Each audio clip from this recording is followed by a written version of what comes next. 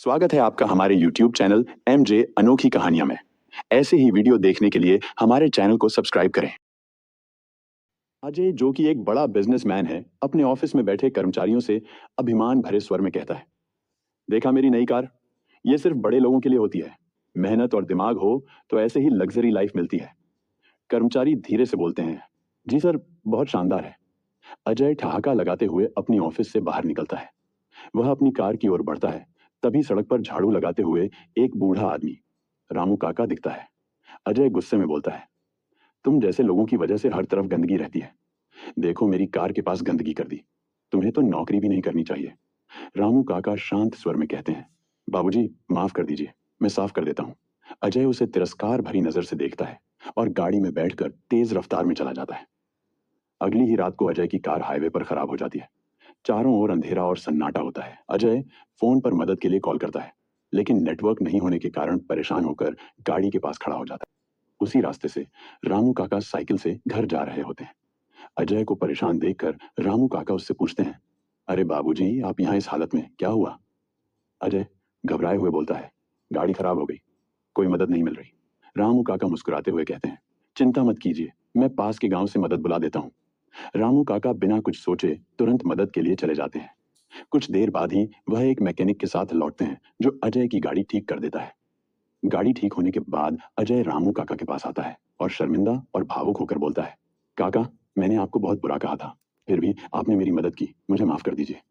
रामू काका मुस्कुराते हुए कहते हैं, बाबूजी, इंसान को अपने घमंड से बड़ा नहीं होना चाहिए। दुनिया में सबको एक दूसरे की जरूरत पड़ती है। अजय सोच में पड़ जाता है और काका से गले लग जाता है। घमंड चाहे कितना भी बड़ा हो, इंसानियत के आगे छोटा पड़ जाता है। दो बिल्लियां आम के पेड़ के नीचे बैठी हैं।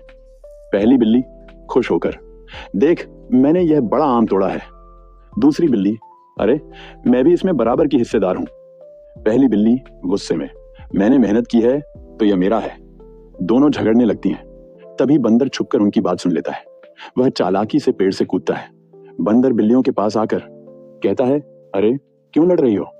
दूसरी बिल्ली समझाते हुए, यह आम हम दोनों का है, पर यह उसे पूरा खाना चाहती है। पहली बिल्ली आवाज ऊंची करते हुए, ना, ये मेरा है। बंदर मुस्कुराते हुए, चिंता मत करो, मैं इसे बराबर बांट देता हूं। बंदर आम को बीच से तोड़ता है। एक टुकड़ा बड़ा और एक छोटा निकलता है। बंदर बड़े टुकड़े को देखता है। बंदर चालाकी से, अरे, यह तो सही नहीं हुआ, मैं इसे बराबर कर देता हूं। वह बड़े टुकड़े से थोड़ा खा लेता है। अब छोटा टुकड़ा बड़ा लगने लगता है। बंदर हंसते हुए कहता है, अभी भी बराबर नहीं हुआ। बंदर फिर से खाता है। धीरे धीरे पूरा आम खा जाता है। पहली बिल्ली गुस्से में, तूने हमारा आम खा लिया। दूसरी बिल्ली चालाकी से, चलो इसे सबक सिखाते हैं। दोनों बिल्लियां मिलकर बंदर को खींचकर पास की नदी में गिरा देती हैं। बंदर भीगकर बाहर आता है। बंदर गुस्से से, मैं कभी तुम्हारे बीच नहीं आऊंगा। पहली बिल्ली हंसते हुए, लड़ाई हमें सुलझानी आती है। दूसरी बिल्ली मुस्कुराते हुए, हाँ, पर अब हम लड़ेंगे नहीं। एक सुल्तान एक आंख से अंधा था। उसने अपनी तस्वीर बनवाने की इच्छा जताई। 3 सबसे अच्छे चित्रकारों को बुलाओ और मेरी तस्वीर बनाओ। सुल्तान ने आदेश दिया। जल्द ही तीनों चित्रकार सुल्तान के सामने प्रस्तुत हुए। याद रहे, अगर तुमने बुरी तस्वीर बनाई तो तुम्हें सजा मिलेगी। सुल्तान ने कहा, लेकिन अगर तुमने अच्छा काम किया तो तुम्हें बड़ा इनाम भी मिलेगा। शुरू करो। पहले चित्रकार ने एक तस्वीर बनाई जिसमें सुल्तान को उसकी अंधी आंख के साथ दिखाया गया। यह तो मेरा अपमान है, इसे मार डालो, सुल्तान ने आदेश दिया। दूसरे चित्रकार ने सुल्तान की ऐसी तस्वीर बनाई जिसमें दोनों आंखें सही दिखाई गईं। यह तो मेरी झूठी तारीफ कर मुझे खुश करने की कोशिश कर रहा है ना? सुल्तान ने कहा, इस चित्रकार को कोड़े लगाओ। तीसरा चित्रकार चतुर था। उसने सुल्तान की प्रोफाइल से तस्वीर बनाई जिसमें केवल उसकी सही आंख दिखाई दे रही थी। यह एक महान चित्रकार है और यह एक शानदार चित्र है, प्रसन्न सुल्तान ने कहा और तीसरे चित्रकार को शाही उपहारों से पुरस्कृत किया। दोस्तों, हमें भी ये सीखना चाहिए कि हालात को समझकर एक ऐसा रास्ता अपनाएं जो सबके लिए ठीक हो। एक राजा को मछली खाना बहुत पसंद था। मेरे लिए रोज ताजी मछलियां लाई जाएं। उसने आदेश दिया। एक मछुआरे को यह काम सौंपा गया। एक दिन मछुआरा अपनी सबसे अच्छी मछलियां लेकर महल पहुंच गया, लेकिन द्वारपाल ने कहा, तुम्हें मछली की आधी कीमत मुझे देनी होगी, नहीं तो मैं तुम्हें अंदर नहीं जाने दूंगा। चिंतित मछुआरा सोचने लगा, अगर मैंने द्वारपाल को आधी कीमत दी तो मुझे नुकसान होगा। चतुर मछुआरे ने द्वारपाल को आधी कीमत देने की सहमति दी और महल में प्रवेश किया। राजा बहुत खुश हुआ। तुम क्या कीमत चाहते हो? राजा ने मछुआरे से पूछा।